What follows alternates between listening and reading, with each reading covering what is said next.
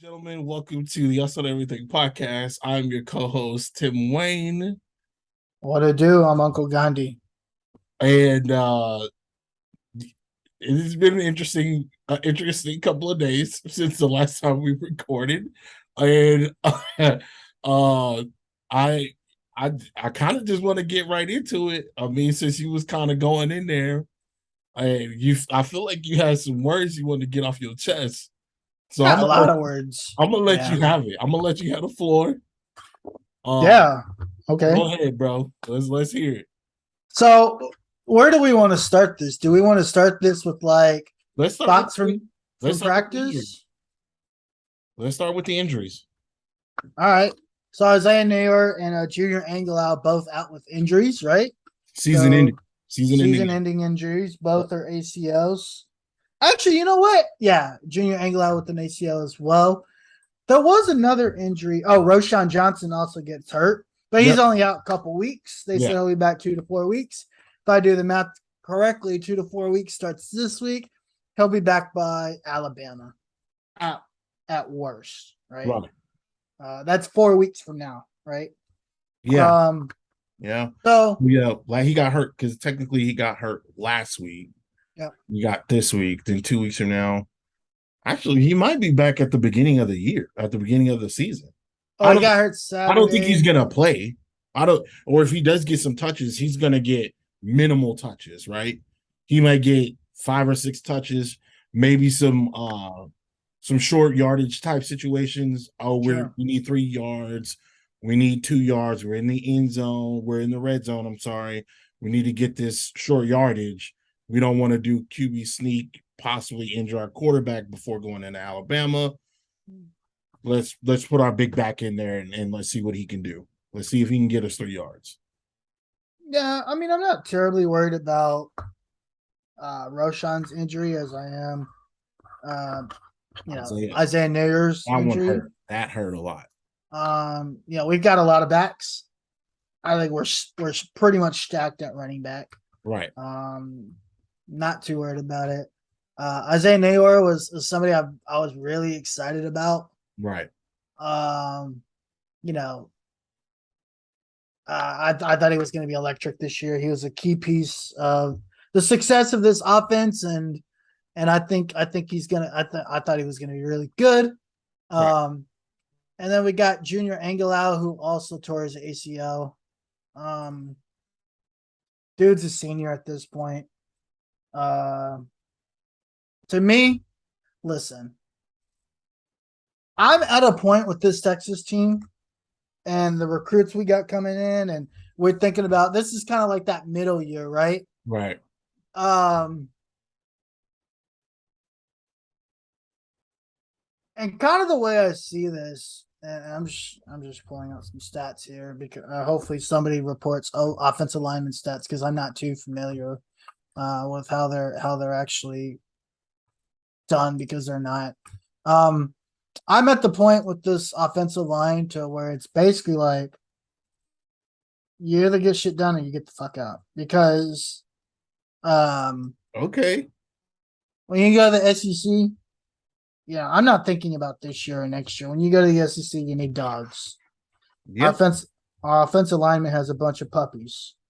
Except Kelvin Banks, who's a fucking beast. That dude's a goddamn racehorse. We'll talk about that in a second. That dude is unreal. Kelvin Banks is that man. He a grown man. He's that guy, right? Yeah. Actually, you know what? I'm not just gonna say Kelvin Banks, except for the freshman, which is even worse, right? Jake Majors, trash. Junior Angelau was trash before he got hurt. So I'm not trying to dog a man while he's down, but at the same time, if you're here 3 or 4 years, you're struggling with just blocking in general, right? Don't forget about blitz packages or anything. But I saw, and this is without Junior, right? But I saw at the practice the other day that our first team offensive lineman struggled blocking against the 2-man front. That made me want to cry. Now that was 1 rep, and I even remember turning to you. I was like, hold on a second. Was that just a 2-man front? Yeah. And you're like, yeah, it was. And so we're struggling with 2-man fronts in practice, right?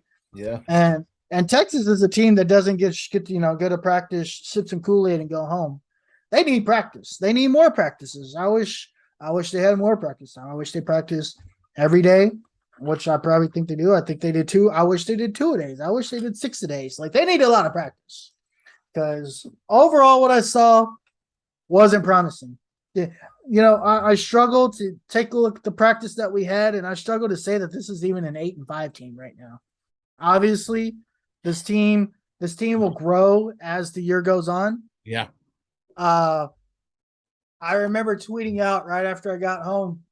Actually, as when we were leaving the stadium, I had 4 points that I tweeted out.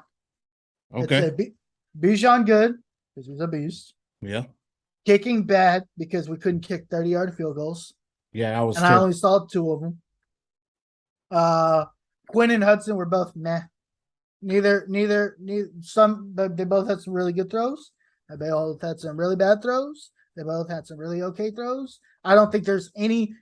I was really hoping we would come into today or the rest of this week. Sark said in his press conference that he hoped to have a quarterback named pretty early. Right. In practice. I remember him distinctly on day 1 saying that. Right. We are now 16 days from opening day? Yep. And we still have no quarterback. Yes. That's not a good sign. Neither guy has at this point, the fact that Hudson Card isn't the number 1, the true number 1, the absolute number 1, he might as well get ready to transfer because I don't want to start him at this point.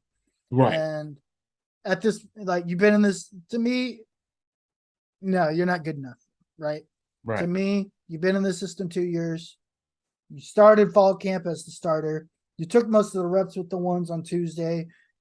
We're 16 days out and you're still battling a freshman who hasn't played a snap of football in 2 years. Right. To me, you're not good enough. I'm sorry. And these decisions need to be made quicker than they're being made. This is the number 4 prospect.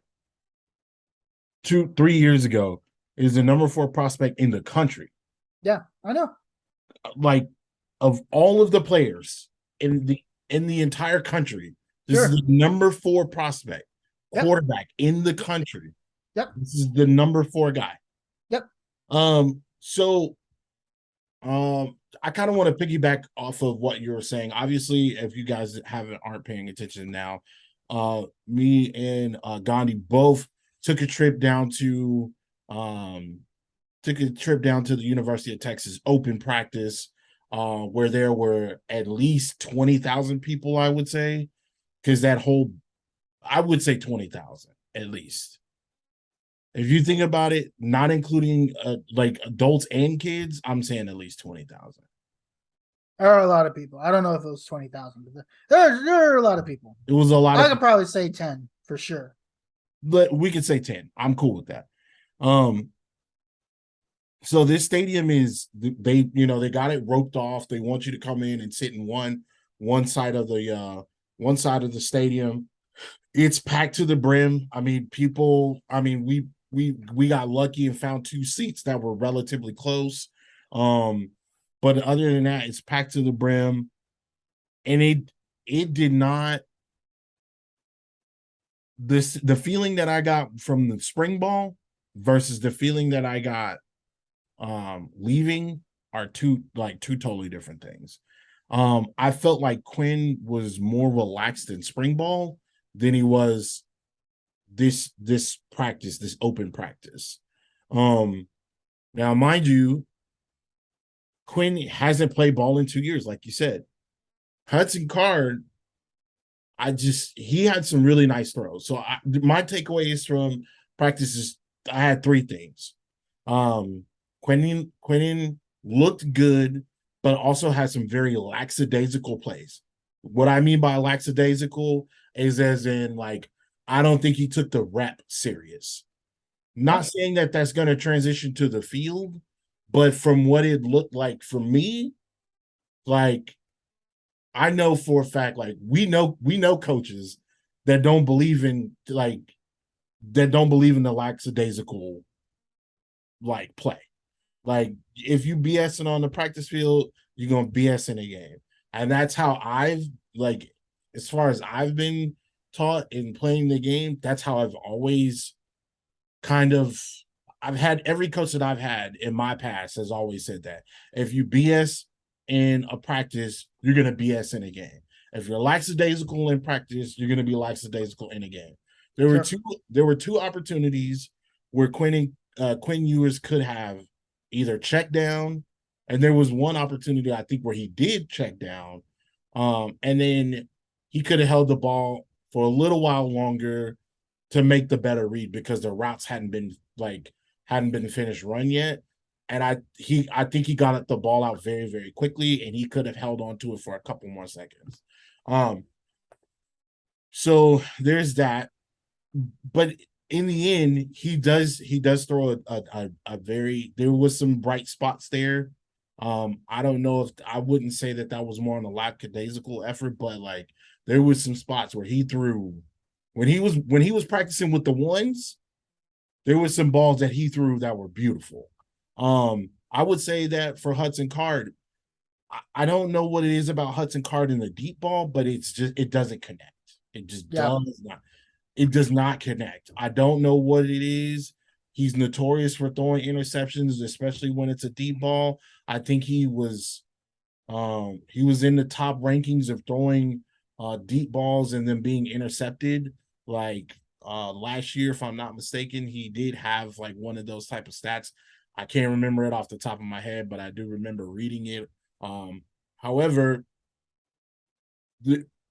there's one bright spot on that offensive line. There is. There is. And it's embarrassing that that's the bright spot. I don't know why I'm forgetting his name all of a sudden. Give it to me. Kelvin Banks. Kelvin Banks. I don't know. I was thinking Kelvin Benjamin for some reason. I don't know why I was thinking. Oh, whoa. Yeah, no. Definitely not him. Definitely not Kelvin Benjamin. Even though he yeah. was a phenomenal college player, didn't really transition to the NFL, but hey, neither here nor there. Kelvin Banks is a monster. Yeah. He took a defensive lineman and put him on his back. And I have not seen that in a long time from a UT offensive lineman. Yeah. I mean, he like you heard his pads like popping. You heard that. That is what I miss and love about football. When you're practicing, you hear them pads popping, you smell like grass, you're thirsty. Some of the best water I've ever had in my life has come from a bottle covered in grass. Okay. It's hot, it's sweaty, it's sticky outside. Kelvin Banks is that dude. Yeah. I've never seen an offensive lineman, a freshman. Mind you, he just came in what? 3 weeks ago? Maybe 3 weeks ago. Because he very recent. He wasn't here in the spring. He was he wasn't here in spring ball. Brennan Thompson looks good. He dropped the kickoff. He dropped the kickoff. He dropped a kickoff return and a punt return. He dropped 2, but he looks good. Yeah, he had a couple good plays. He had a couple of good plays. Yeah, that deep ball. I think from Hudson. I kept harping on it as we were watching the practice. Malik Murphy looks. He looks solid. He looks ready, bro. He looks solid. Listen, when I left practice, I was like, Malik Murphy could start and I could be okay with this.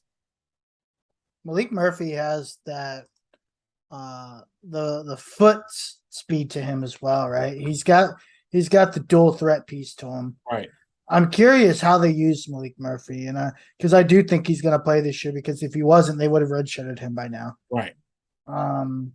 Unless there's still an option to do that, I don't know. Well, see, the redshirt works by you have up to 4 games. Like you can. This is all changed. I wish this wasn't the case years ago when I was trying to like do whatever. But you get 4 games. So by week 4, if Malik isn't redshirted or they haven't redshirted him, he cannot play. Or if they haven't if they don't redshirt him by week 4, then they burn his red shirt.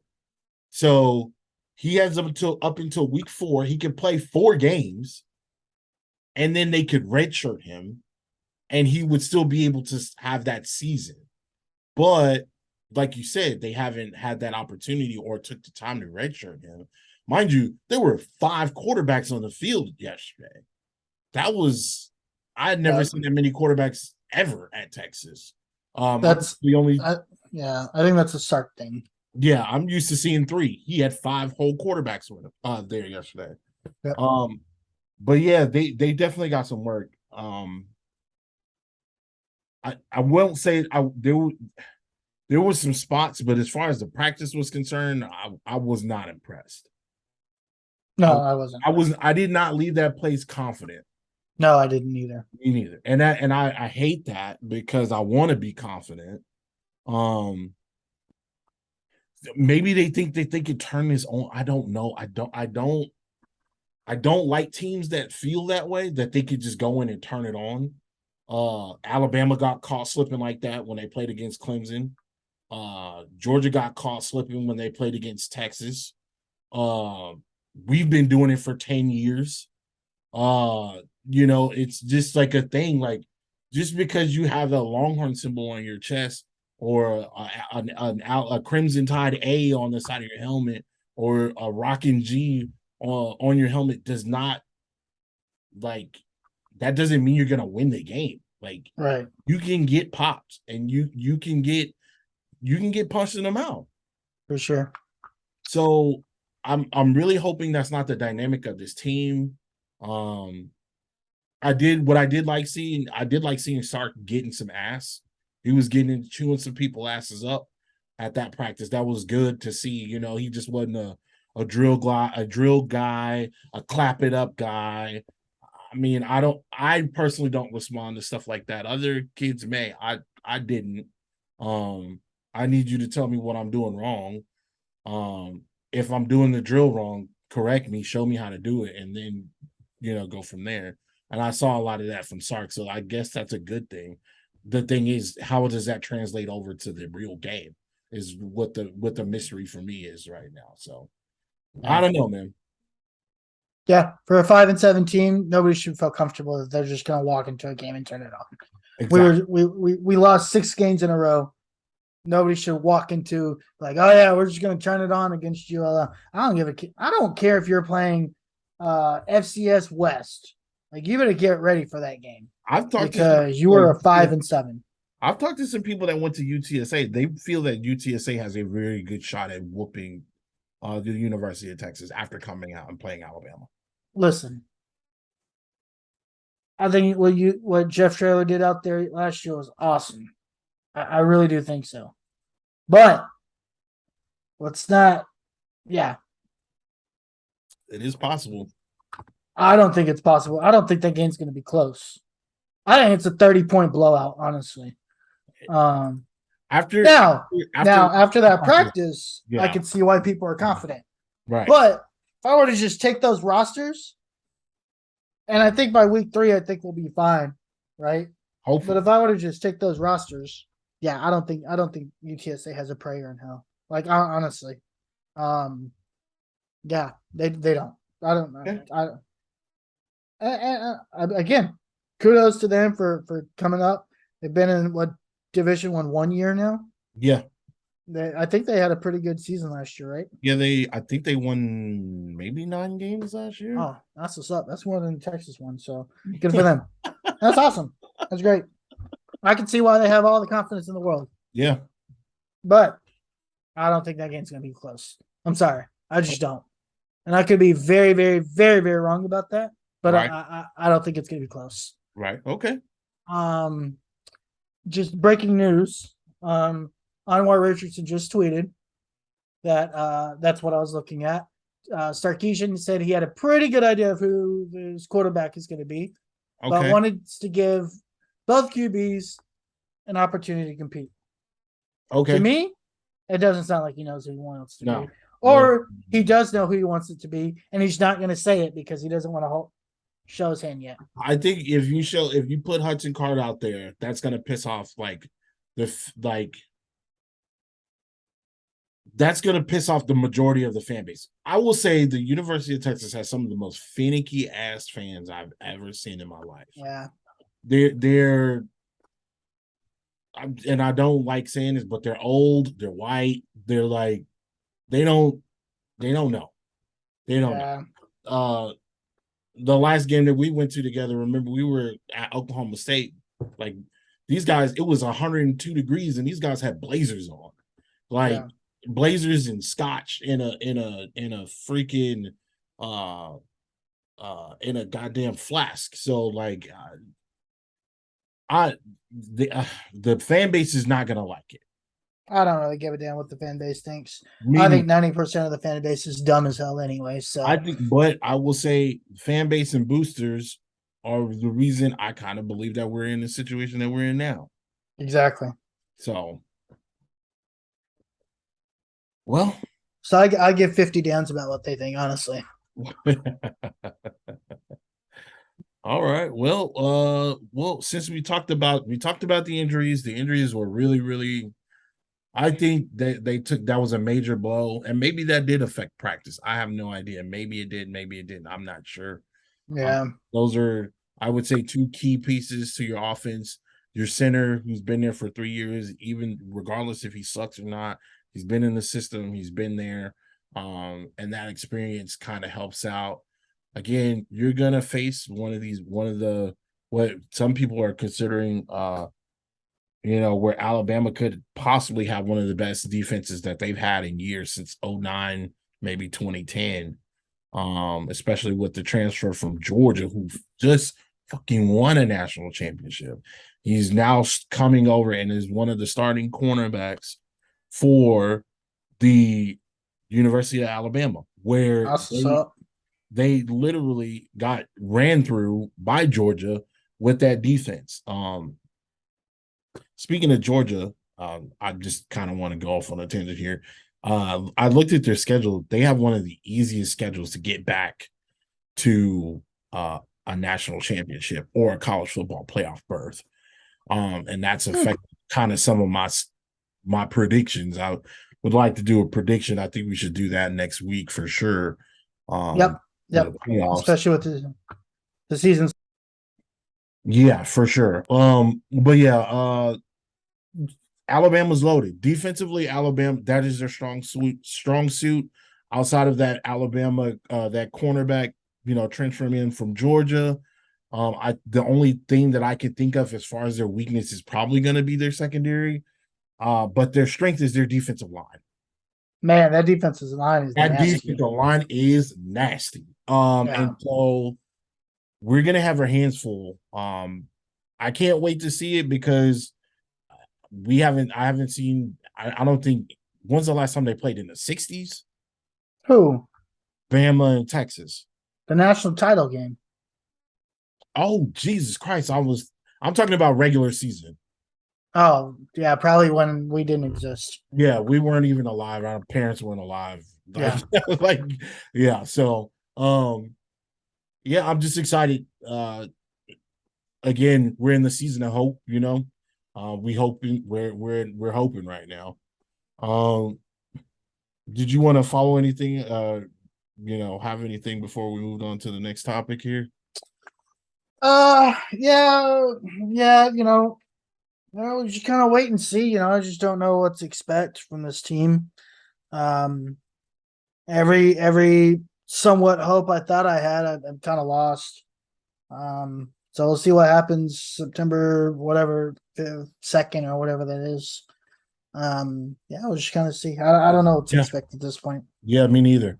So next thing I guess we could talk about is Masseuse Watson.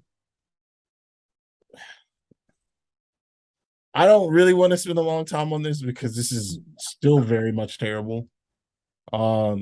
I'm watching today, in the time of this recording, a couple of hours ago, judgment comes across.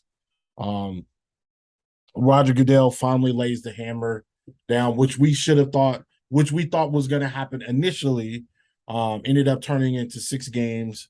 Um, Roger Goodell was upset about that, decided that he should step in. Of course, he outsourced this issue to another judge.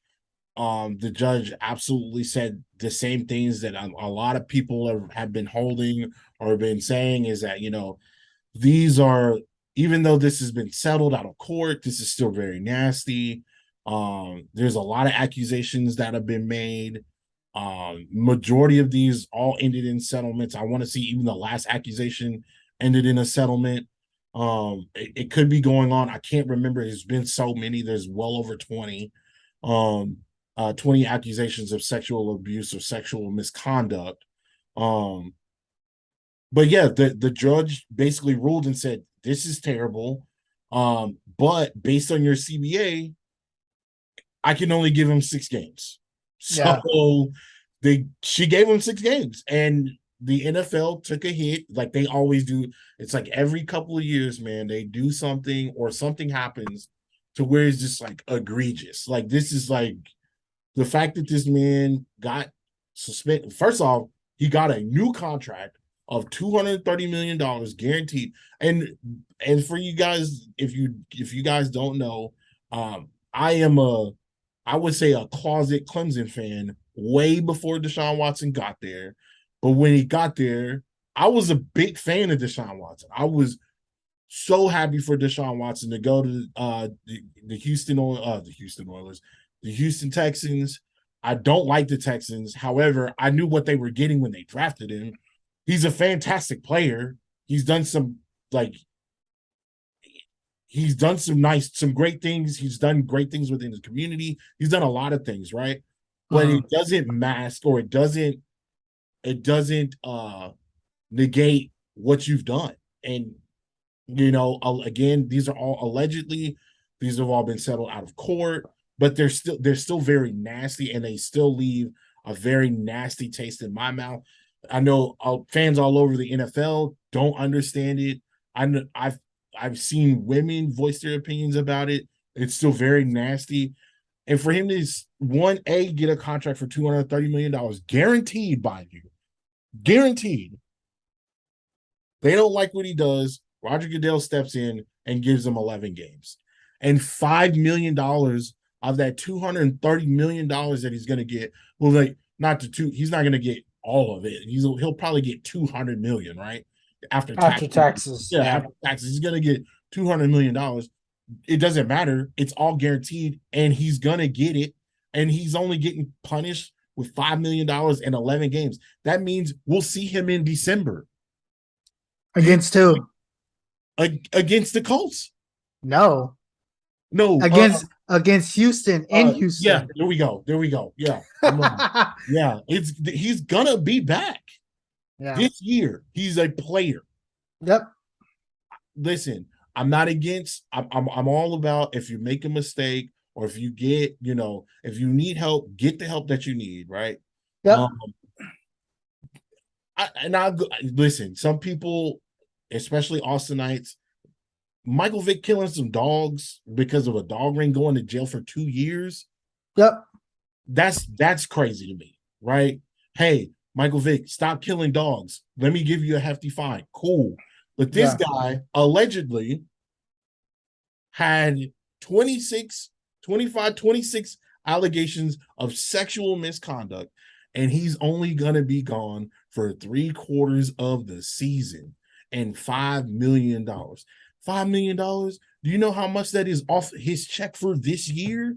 It's like a couple $100,000 off of the check for this year, each game. He's not missing anything. $5 million is like what, 2% of the whole check? 3%? Something like that. That's a drop in the bucket. I'll do the math. It's a drop in the bucket. I'm really hoping that he gets mandatory, like he has to go to some type of therapy, something, again, I don't want to accuse this man of anything, but it's still very, very nasty. It is still very, very nasty. And the way that the NFL handled this situation is piss poor, to say the least. I don't necessarily know what it is about the NFL and the way that they handle certain things, and the way that they handle business as far as business is concerned. When it comes to making money, the NFL is top notch. They're the kings of it. TV deals, endorsement deals with big brands, Pepsi, Coke, Dr. Pepper, all of these guys. When Yep. it comes to making deals like that, they're fantastic. ESPN owes them a boatload of money. Yep.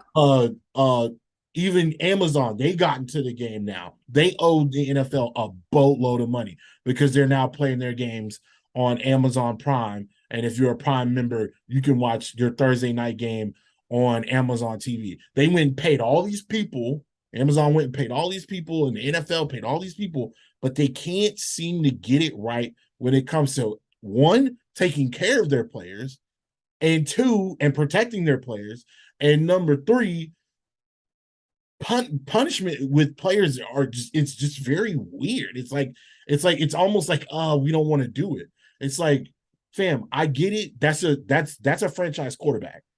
To me, that is when he is playing, when Deshaun Watson is playing, he is a top 5 quarterback. I could argue today top 3. I'd put him. You're making my point. You're making my point. Yeah, You don't. I'd take Deshaun Watson. Get their superstars in trouble. Yeah, I'd definitely take Deshaun Watson today over Patrick Mahomes. I'd take him over some guys. I take Josh Allen. I take him over Josh Allen. I take him over Patrick Mahomes. I take him over Lamar Jackson. There's a lot of people that He's a better Lamar Jackson. He's what everybody wants Lamar Jackson to be. He's accurate. He can throw the deep ball. He's proven he's won. He's almost been to a Super Bowl. Like, he's still very young. He's 25? 24, 25 years old, 26 years old. He hasn't had he's had some major injuries in college, but he's outside of that, the prime of his career, right? He's in the prime of his career. Like, so yeah, I get it. The NFL don't want to punish their guy. Like, this is one of their guys, right? As much as, and how I cape for black quarterbacks and how they don't get shots, they don't get treated fairly, they don't make the money that they should, they don't get the opportunities to fail like some of these white quarterbacks, and then this happens, and it's just like, dog, like, yep, what, like, fam, like, what are we doing? Like, I hate it. I hate it because I like Deshaun Watson so much. That is really hard for me to like him. Like, and again, I'm not saying he did this shit. I'm not saying it at all. But damn, bro, it's like, what can you do? What are you supposed? Tell me what, as a Browns fan, what are you supposed to do? Because now not be shocked because your franchise is notorious for stupid decisions. This is one of them. Not the trade. Trade, good decision. The $234 million guaranteed contract, stupid. Right. Idiotic, right? Browns just browsing. You know what I mean? Like, and God forbid something happens in the process of him being suspended. If something happens and he messes up again, right? Yep. This could mean him being like, he's on, like, I'm gonna say he's probably on very thin ice right now. I don't think so. Not in Cleveland, he's not. You don't think so? No. Like, I literally just Cleveland is probably one of the dumbest franchises I've ever, outside of Jacksonville, I can't even Jacksonville, because Jacksonville has been to a handful of AFC championships in our lifetime. No. I said stupid franchises. Okay, go ahead. I didn't say bad. I mean, just look at the Urban Meyer situation last year. Right. That was handled terribly. That was handled real bad. So, it's interesting, right? The NFL is notorious for these things. So again, not surprised. Mm-hmm. Earlier today, I said something about the NFL, Roger Goodell, and I still believe that. At this point, This is I don't think at one time it's a one off. Twice is, potential something you need to look at. Three times is a trend. Right. And the NFL is beyond trends and the Yeah. way they suspend players, the way they talk about players, the way they do anything with disciplining players. They want to be the NBA so bad They're in that not though, aspect. man. No. In that aspect, I think the NBA is leaps and bounds better in the way they treat their players, Yes, I the agree. way they view their perception from the fan base, Yeah. the way the only thing the NBA is missing from it being the best league in America is more parity in their competition Mm-hmm. and more TV money. That's the only things they're missing. I think the NBA is better than the NFL at everything else. I could argue NBA free agency is just as much as fun as NFL free agency. I could argue that, trade deadlines are crazier in the NBA than they are in the NFL. I would say, Those types of especially things. within the last 10 years, Yeah. each year the NBA free agency, and I listen, you know how I feel about football. Football is king. I always tell you some game that happened, some like the Buffalo Bill game in the Buffalo and Kansas City game last year. I literally sat up there and was like, this game's gonna be fantastic. This game is gonna be fantastic. And Yeah.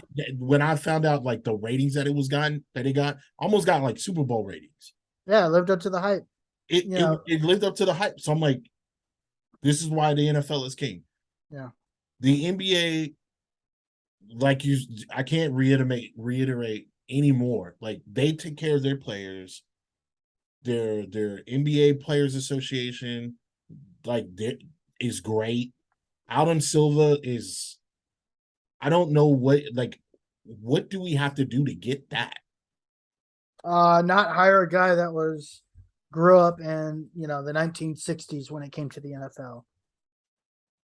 Like Roger Goodell's got to go. They need a more modern thinking guy in that role. And until they can get that, the NFL is going to continue to make stupid decisions like this. It's unreal how many dumb decisions this league has to make before the owners start to hold the commissioner accountable. Right. Like this is probably one of the worst commissioners of my no, not one of the worst commissioner of my lifetime.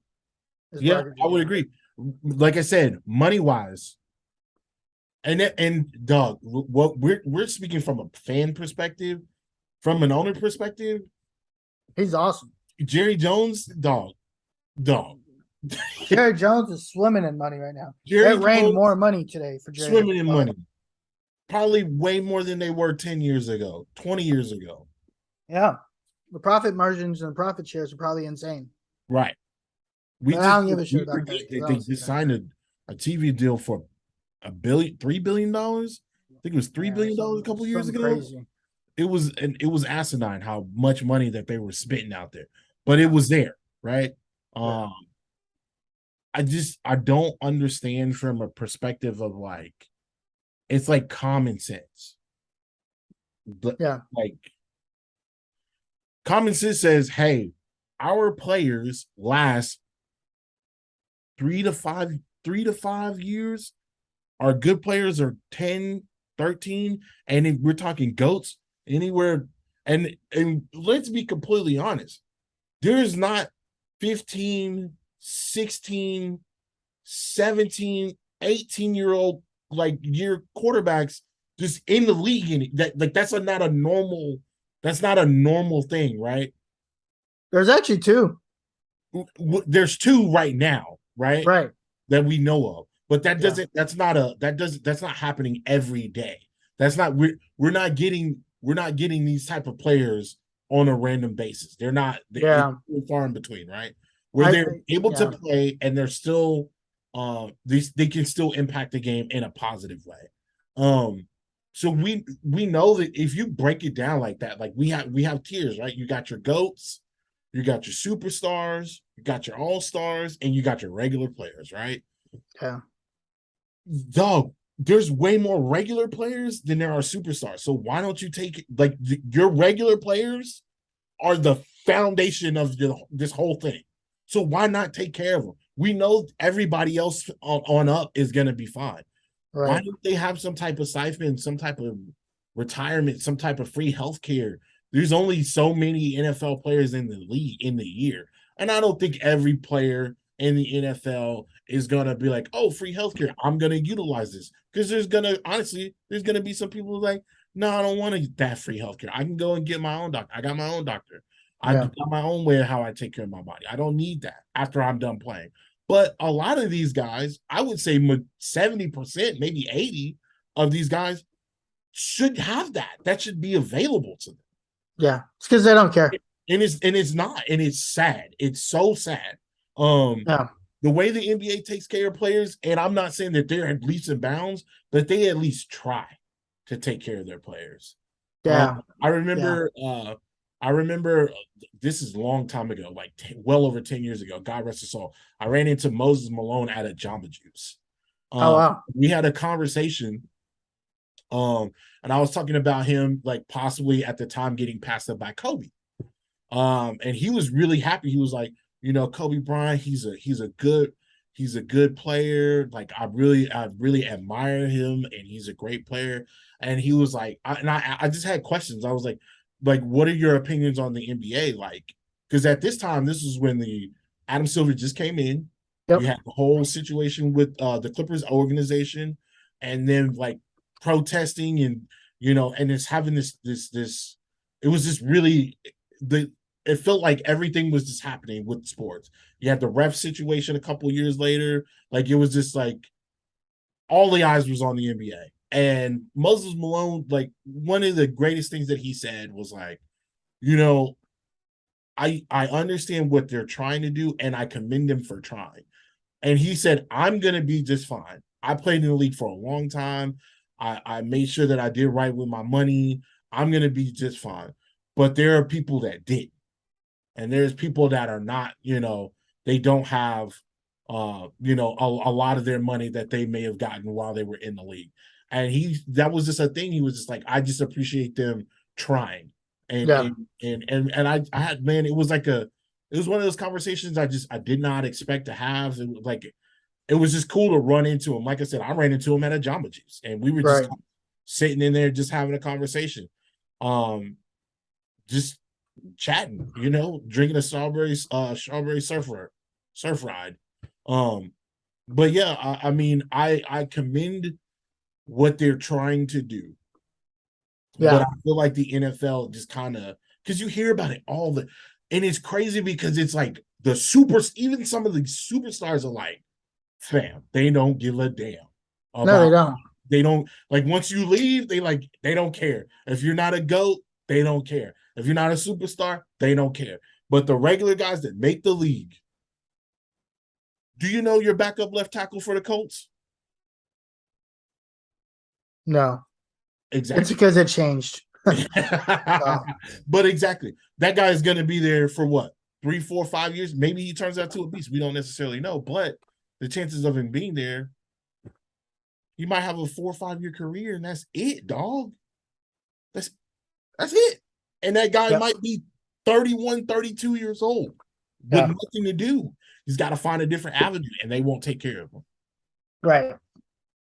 Yeah. No, I agree. I don't disagree. I think the other thing that's very telling in this whole situation is, you know what? I honestly wouldn't be sad if Deshaun Watson left the league today. And actually, I should know who the backup left tackle is because he's the rookie we just drafted that I was really excited about, Bernard Raymond. So I just drew a blank. I knew who it was. I just drew a blank. But anyway, Bernard Raymond, which I'm super excited about him. But I think he still needs a couple of years. Okay. But anyway, the suspension of 11 games, it is what it is. I just want that to be over with. How the way the NFL handled it, not shocked because Roger Goodell sucks. Roger sucks. My big thing that I really want to hit on, and I just want to touch on, is Deshaun Watson's reaction to the whole thing. And this is kind of where I lost respect for Deshaun Watson. And I'm going to say a couple things, and I don't care what people think. And, you know, this is our show. We're allowed to think whatever the hell we want, so you can suck it. I think Deshaun Watson's guilty of something. I think he did something. Right. I think he just got away with it. Mm-hmm. There, in my opinion, just my honest, humble opinion, there's no way 26 women said that you did something and they're all lying. It's just not possible. Understood. I just I don't can I can like. totally understand. I Yeah, understand where you're coming from. I yeah. totally get it. I get it. Regardless of what a court of law says, and regardless of whether you got indicted by a grand jury or not indicted, we live in the state of Texas, so I'm not shocked that they didn't indict you either because they indict people on dumb shit in the state. We live in a state under Governor Hot Wheels who's as dumb as a brick. Um, so not shocked they didn't get indicted. But I think he did something. I do think he's guilty of something. To Okay. sit here and to say that you are innocent is asinine to me. Like to Okay. me, that the fact that you had the nerve to say that shows that he has no remorse, doesn't care. He himself feels like he's just like this His body invisible language guy. comes off real, Not good. real like Yeah. this. Like Like honestly, like he goes home and he laughs at these people like at home. It's like that's how I feel he is about right. this whole thing. And to me, I wouldn't care. Don't care if Deshaun Watson plays. Don't care if he doesn't play. Don't care if he shows up to training camp. Don't care. You're good. You just did something to 26 women, and you got basically a slap on the wrist, in my opinion. Yeah, he did. You actually you probably got worse than a slap on the wrist. You probably got talked to, right, and just said, "Hey, don't do that again." Got put in timeout. Got put in time now. I didn't know if that was worse. Right? Well, I guess he didn't get physical. You basically like, hey man, go sit in there for 5 minutes and then don't do it again. Right. I don't even. And that to me I is don't even embarrassing. what are the odds? Do you think that he actually had a real legitimate conversation with Roger Goodell? I don't. Zero. I doubt. I doubt. Yeah. Zero. Absolutely. It Yeah. came down. Roger Goodell was like, "Oh, Mhm. this looks bad. We don't like this. Yeah. The judge didn't vote in our favor. We wanted a whole year. They settled on 11 games. Roger Goodell sent that memo, had somebody type that bad boy up and sent it to him, fined him $5 million, and was like, all right, we good. Yeah. Money was ready to go. Wired it to him. Almost here. Deshaun Watson's going to go play a couple more preseason games and chill out for 11 weeks. And the time. This is the other weird thing: the timing and It's who perfect. he comes back against. Right? It's perfect. Like, why was that? That's a money move. That's Right. a money move. That is oh man, wait. Cleveland plays Houston. They both will be dog shit by then. Man, this could be like another battle for the #1 pick. Right. This is And perfect. and look, and check this out. Cleveland's got the picks. They can go and make a trade. Honestly, Yeah. I think they should go trade right now. Go trade for Jimmy Garoppolo. I wouldn't even do that. I just suck it. Go trade him. No. What is the prime? What is the best cure for anything? Winning. If they stay afloat, bro, hear me out. If they stay afloat, right? Let's say by the time they get to Houston, they're, I don't know, week 11. Let's say they're 7-5, right? They're on a bubble, or 7-4. They're in a bubble. They may not win the division.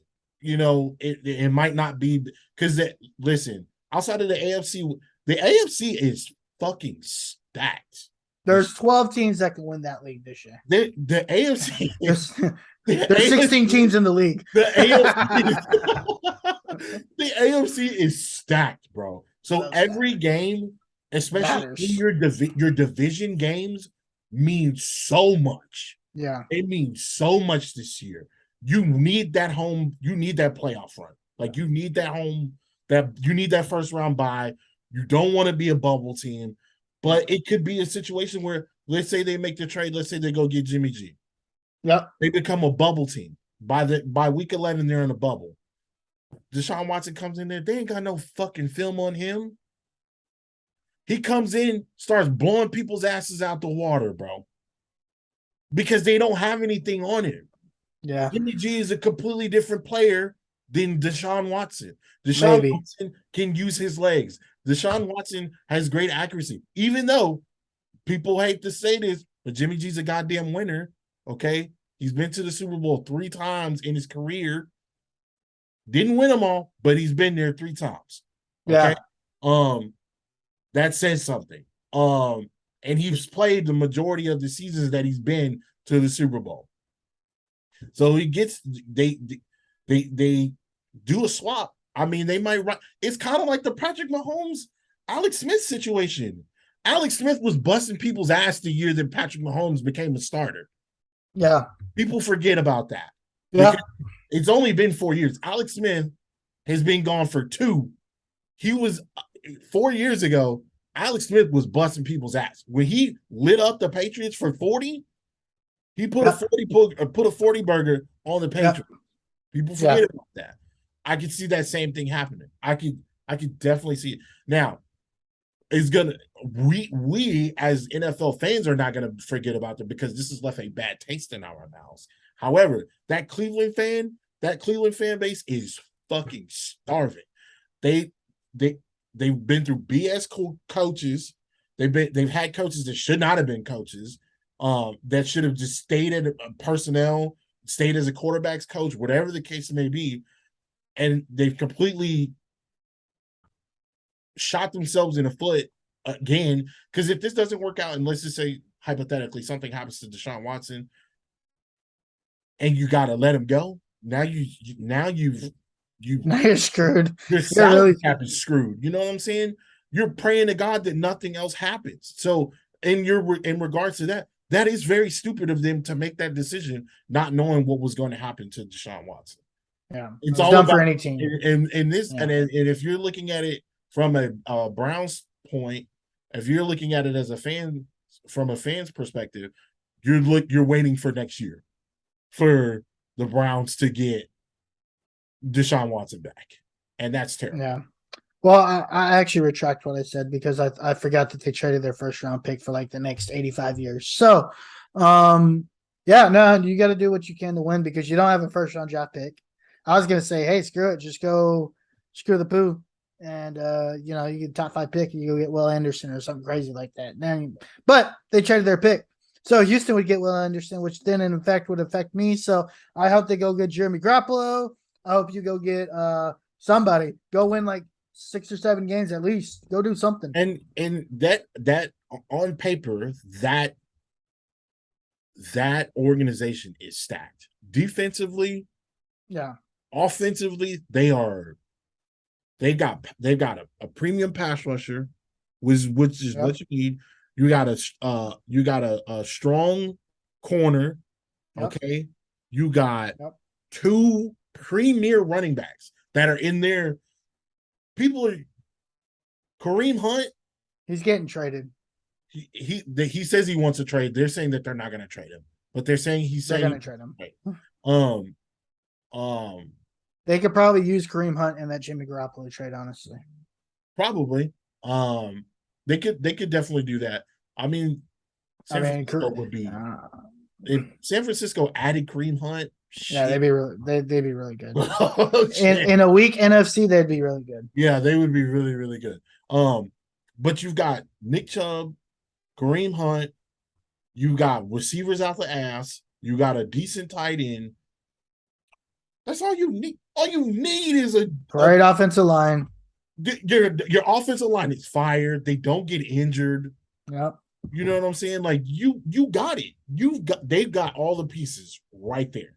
They remind me of that. Like when I think about them, I think about that 2014 Cowboys team.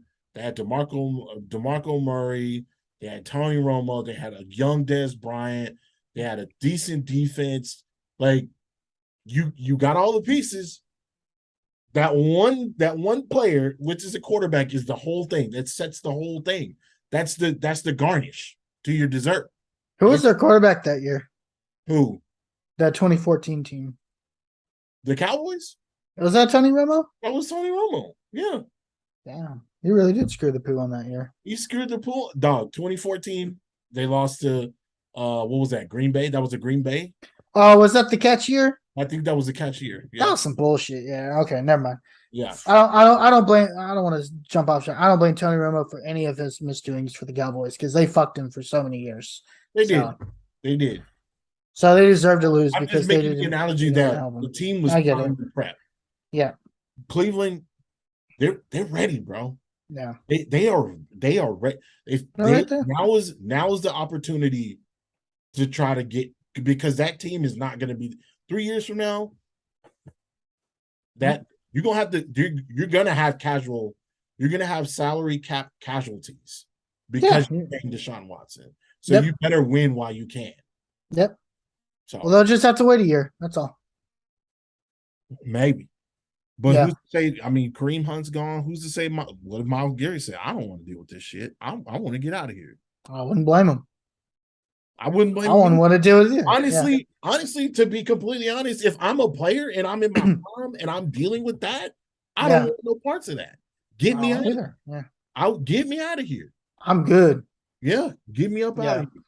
Well, yeah, I don't want to spend too much time on this because we decided not to, and we've been sitting here for like 15 minutes. But Yeah.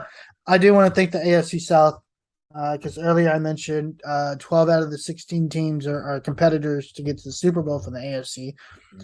Two of those teams that are not are in the AFC South, and I just want to thank Houston and Jacksonville for continuing to be shitty franchises. Thank you so much.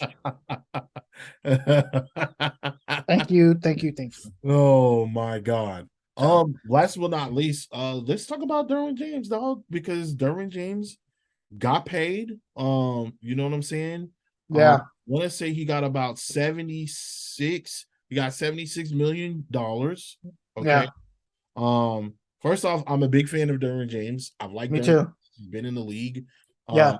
He's everything I would want in my secondary if I was building a team. Yep. I love Derwin James. Yep. That's who I want. I want somebody who can do it all. Derwin James can cover your tight end.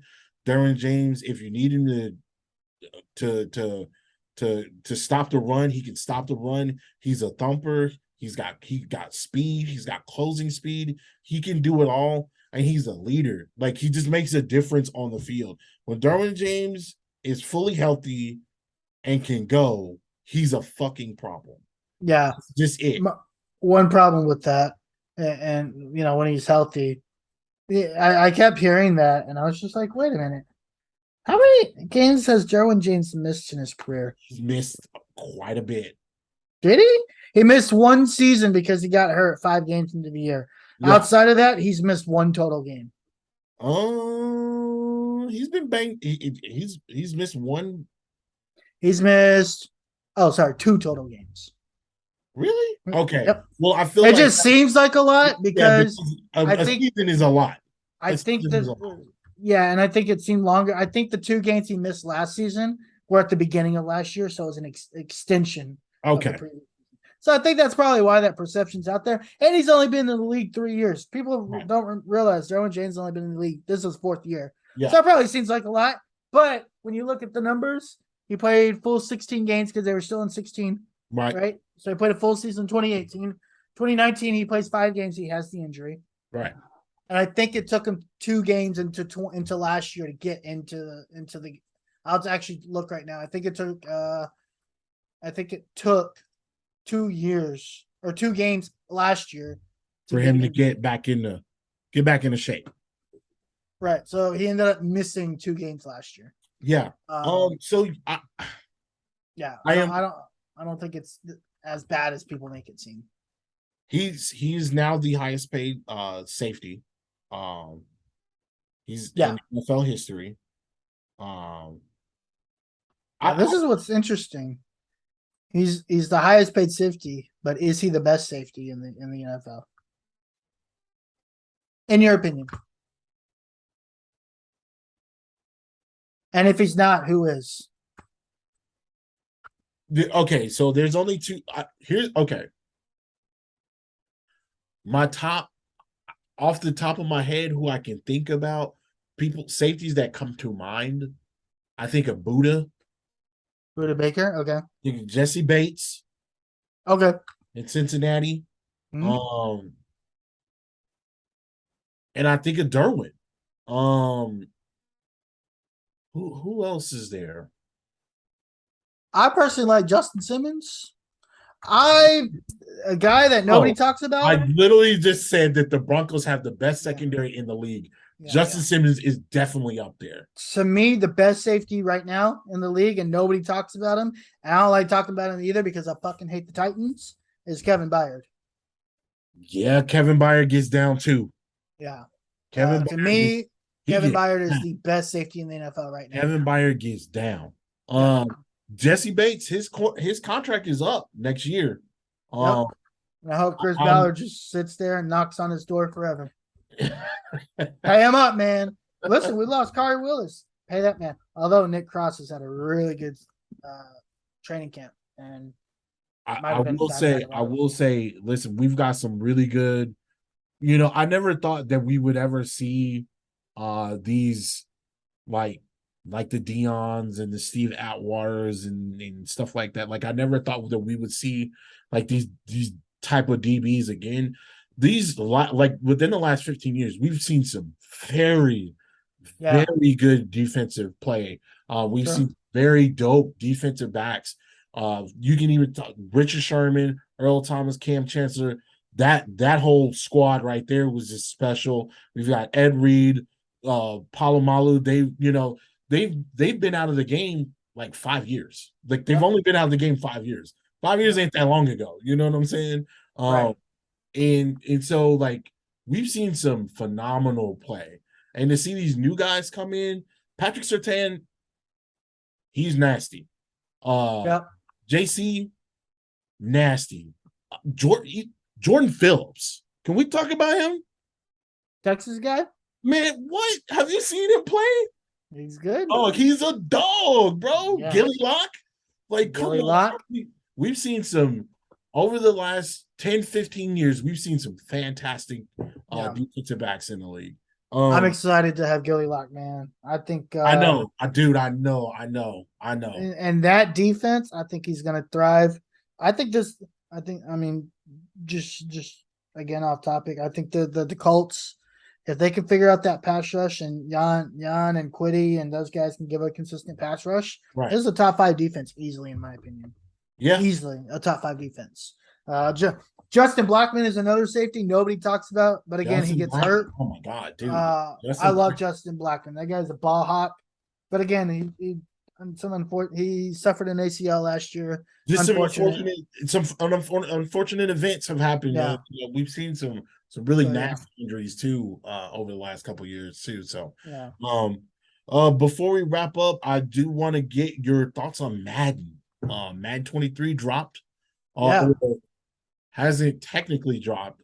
It'll drop this week per se. It drops tonight. Yeah. Yeah, it drops tonight. We have had our hands on it for a couple of days here. Yeah. So what are your thoughts? I think there's a couple aspects, right? And I've played Ultimate Team and I've played the franchise mode. I haven't gotten too deep in the franchise mode. I think I'm like 3 or 4 games in. I think I right off the bat, couple of things really hit me. I actually enjoy playing the game. Right. Like playing a game, right? None of that menu crap people like to talk about. Right. Whether it's Ultimate Team, it's solo challenges, it's getting my ass beat and quitting. Online, playing franchise, but the game itself, the core game, right, it's very different than it's the most different it's been in a very long time. Yeah. But it's fun. Like I feel like the game is fun. Right. And when he, especially for EA, when you have games like that, you get scared for day one patches because usually when it's they like to jump the gun and change things. So I'm hoping tomorrow not a lot changes. Right. I think Ultimate Team did a lot of good quality of life changes. Yeah. I'm really enjoying the field pass and as a guy that doesn't play online a lot against other people in Madden because number one, the fact that it takes me 45 minutes to play a game is mind numbing to me. Right. And number two, the fact that I have to sit there for 45 minutes to play a game I'm not getting good at is also mind numbing to me. Right. It's annoying. So I do like the solo battle stuff and whatever. Yeah, I think overall I'd probably give it an 8 out of 10. Okay. If there's, and again, that's still not having to play, not being able to do get into a full season of franchise mode yet. I think by the end of the week I will. I think the only things that are missing, and this is just me from a franchise mode perspective, the fact that I can't create a team is still asinine to me. Right. The fact that they keep shoving face of the franchise down our throats is weird to me. Yeah, I think outside of those like two key things. Oh, yeah, and the fact that the relocation of the team is still very It's iffy. It's it's very not iffy. iffy, it's very restricted. Right. It's still weird to me. Like, the NFL is an international game now. Right. So if I want to put my team in India and go play in the desert with a bunch of dirt and sand, well, let me go do that. Right. If I want to go to Honolulu, Hawaii, let me do that. Right. I should be able to. It'd be really cool, especially on next gen. I want to do a little next gen spurt before we leave today. But yeah, it's really weird to me that being on a next gen console, I literally can't take a pin on a global map, just go pin it somewhere, and it says that's where you're gonna be. And like gives me the ability to randomly do that, so it'd be kind of Right. cool. I think Right. it'd be really cool, really relocation wise. Or Right. there's like a map pin on a globe, and you have options to like, I don't know, just the visual effect of that would be like kind of cool. Yeah. I think there's still some key things missing. I think this is an excellent start in the right head. This is an excellent start to the right direction. Right. For its second year being on next gen is a huge improvement from last year. So Most definitely. yeah, 8 out of 10 for sure. Okay. I kind of want to go in a little bit on kind of piggyback off of you in regards to what you were saying. The feel of the game is completely different. I will say, although it seems like they've slowed the game down, it also still I feel like I can notice the differences within speeds. In the past, I feel like I could have a defensive tackle running and catching uh, a premier running back Yeah. like Derrick Henry. Derrick Henry runs a fucking 4.5 at 230 pounds.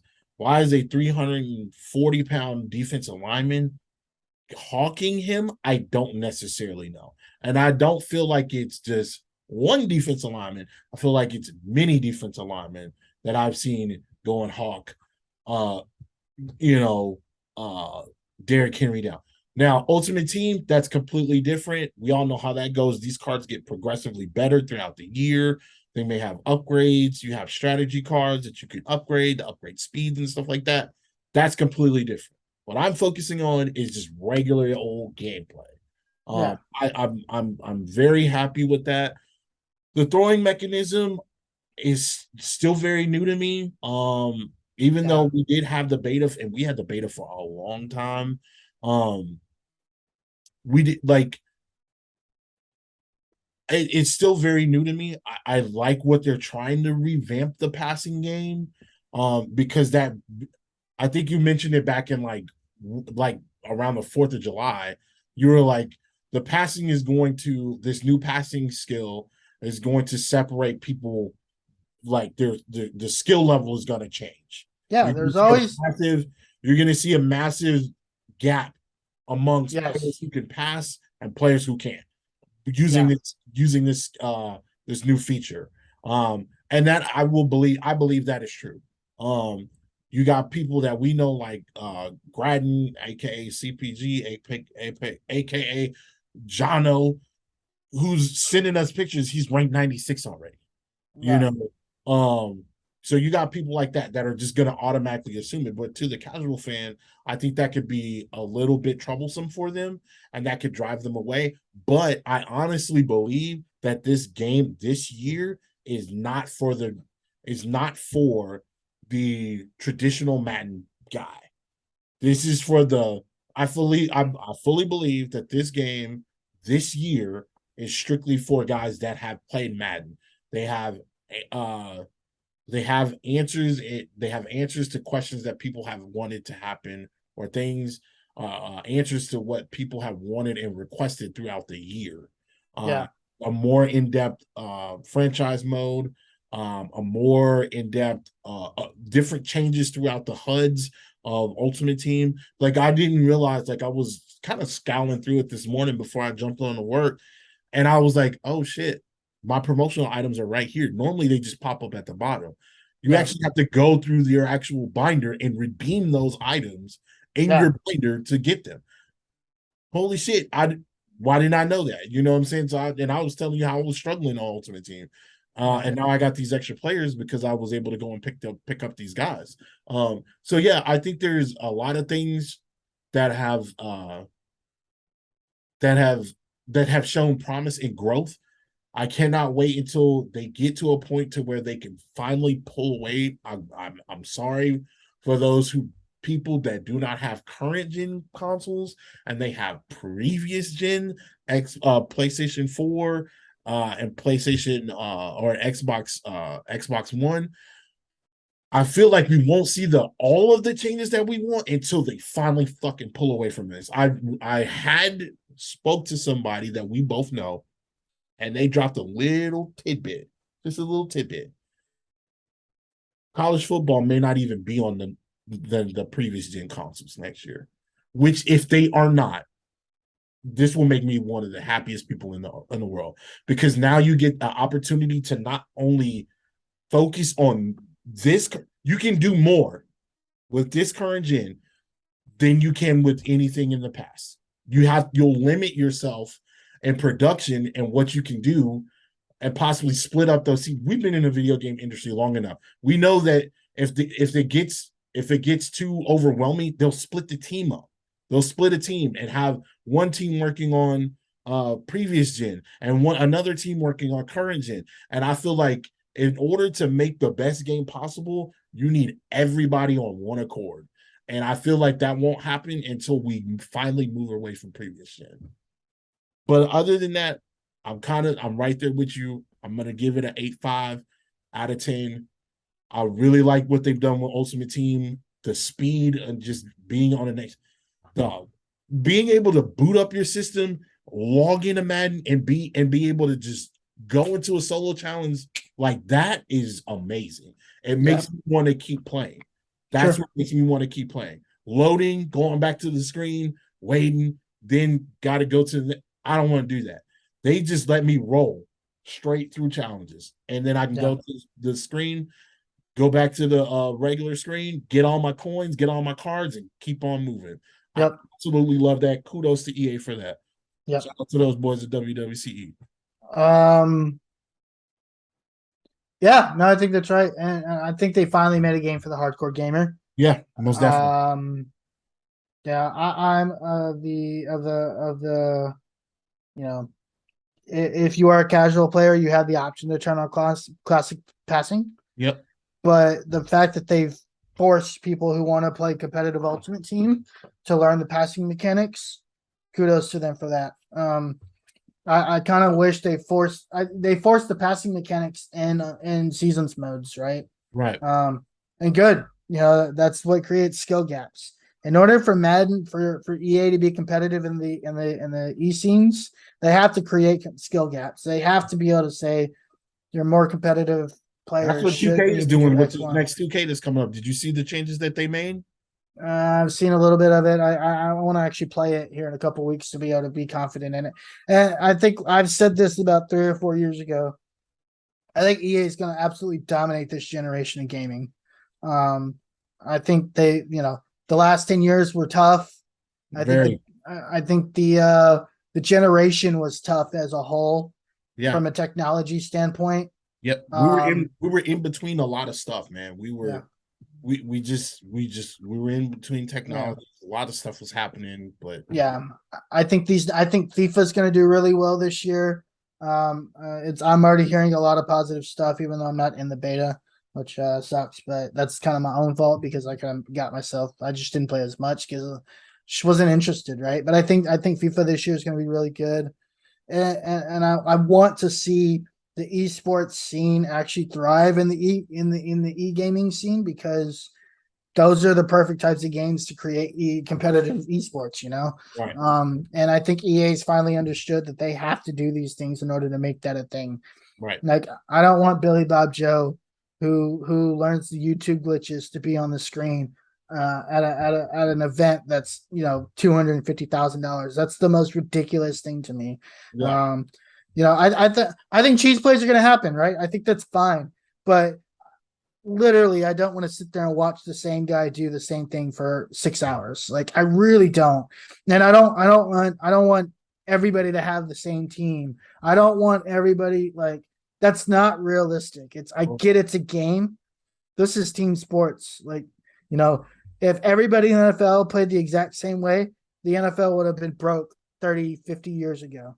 If everybody in the NBA We have played the same absolutely thing, no parity whatsoever. there's no parity. Like, the fact that the sports games didn't do this earlier on was asinine to me. Right. I mean, again, we'll see what happens. I'm excited for what these games do this generation. I think this is a great start for Madden. And also, just a side note, I hope NCAA is next gen only. And also a final side note: if you don't own a next gen console, quit crying and go get one. Stop crying about not being on next gen. Stop crying about old features not being or new features not being on your console. We go through this every generation. It's the most asinine argument I've ever heard. I mean, I understand it. I I mean, don't get it. I get it because I unlike I don't. mean, we are we I would say not only are we, and I'm speaking just between me and you, we are not only we're not even big fans of gaming. We're even more interested in the technology that is going to allow us to play these new and improved games. Yeah, We're we are just as much like video gamers, but also wrapped into the technology of it. sure. So that's a little bit different for us. There are people that are play games all day, every day, but they just don't have the money to go get the technology. Listen, as long as the technology's been a challenge to get over the last 2 years, at minimum, Now you can get a Series X, Series S. you could go get one right now for $200. That is If true. you literally, I saw some guy on Twitter cry about it. I literally went to Best Buy and I was like, oh, it took me 10 seconds. You can add this to your cart right now. Secondarily, and again, I don't know what everybody's situation is. I'm just assuming for the vast majority. I understand where inflation, recession, concession, whatever the hell session you want to call it. But if you can't save $700 and you have a full-time job, can't save $700 over a 2-year period, then you shouldn't be trying to buy a console that's $500. I'm just saying. And the video game market is the wrong industry for you to be interested in. You need to go find another It's one of the industry. most Like expensive markets. It Yeah. is. technology. If you can't save $700 over a 2-year span, now you not being able to and you not wanting to are two completely different things. Right. You could. There are a lot of people that are able to. They just don't want to, Yeah. and they just I know want a lot of people like that, and they're just gonna wait, and that's the group I'm kind of talking to. right. The people that don't want to spend that can do it but don't want to spend it. I Yeah. completely understand. I've Quit seen a lot crying. of those guys. Now we're talking about a whole different Yeah. group Quit of people. crying. They're That's my target audience. right. Quit crying about it. That's it. Don't cry about it. All right. Well, we got about 20 minutes between the start of week 2. Harish, you got anything you want to part with? Um. You know, kind of some final thoughts on Texas. Okay. I really hope I'm wrong about this team. I really want to be wrong about this team. Exactly. but at the same time, I'm not a fan of turning switches on and turning switches off. And I have a very outside fear that this is kind of where this team is headed. Hmm. The absolute worst thing that this team can do is go 6-6 or 5-7 again. Yeah, it can't happen. I'm even willing to bet 7-5 is dangerous. Right. You've got it. I think this Texas team has to win more than 7 games for the fan base to not I don't even like I said, I actually don't care what the fan base thinks because I think 90% of them are stupid. Um, but for from a recruiting standpoint, That's exactly what I was going to go with. you have to win at least 8 games this year. You have to show your top end recruits, right? That the ship is going start Steve Sarkisian has to show that he can coach. And Right. the only way he can show that is It has a trans, by not a not transition going, field. yeah, by not going by a 3 game improvement, I think is good enough for me to say, okay, we're headed in the right direction. Right. Anything less than that is a failure for the season. I I totally agree. Again, this is a make or break year for me as far as with Sark is concerned. Um I truly believe that you have to again, if you're gonna talk and you walk around with a big stick, you gotta show and prove on the field, man. Yeah, Uh, for sure. it doesn't look good for future endeavors as far as recruits.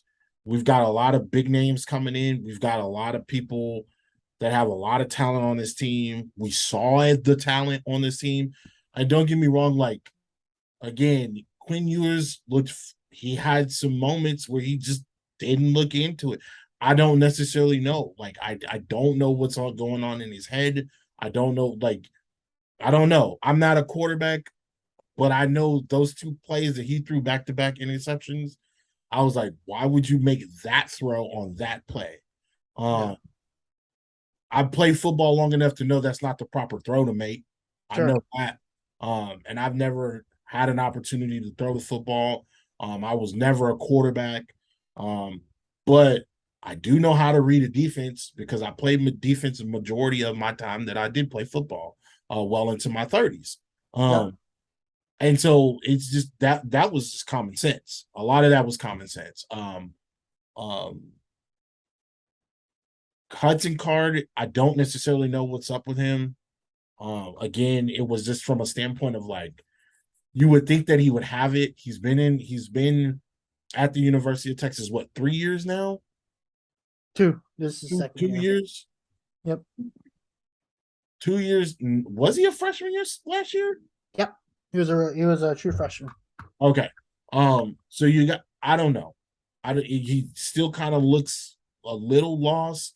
Again, you've got these guys that have all this speed and this size. You got tight ends now. These guys can fly. We saw it in Yeah. person. Hudson's got to do something about that deep ball. I don't Yep. know what that is. Um, but you got receivers all over the place that can go and get it. Yep. Um, and it's just like you're not putting it. Again, what I noticed is he just wasn't putting it on the mark, or it was getting intercepted, and that is what worries me because what was the final blow for the LSU game the year that we almost beat him because we only lost by 6 points was interceptions. It was No, the final blow was when you gave up 3rd and 18. that too, that too.